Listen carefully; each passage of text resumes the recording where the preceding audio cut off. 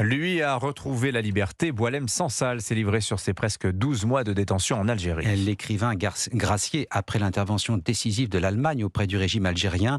Boualem Sansal s'est confié à la télévision hier soir. On peut le lire aussi ce matin dans le Figaro, interview sur 2 pages. Boualem Sansal raconte son arrestation à Alger, la prison, la solitude et la peur. Mayalène Trémollet, tous les mots sont soigneusement pesés. Avant toute chose, Boualem Sansal tient à rassurer sur son état de santé. Moi, je vais bien. On a détecté un cancer de la prostate. J'ai été traité pour ça. En quelques mots, l'écrivain de 80 ans relate son arrestation, décrit les sévices qu'il a subis. On est venu me chercher à 2h du matin, des gens en civil, qui m'ont passé les malottes et puis qui m'ont emmené où, je ne sais pas. Ils m'ont passé une cagoule sur la tête, donc je ne savais pas où. Et pendant 6 jours, je n'ai pas su où j'étais.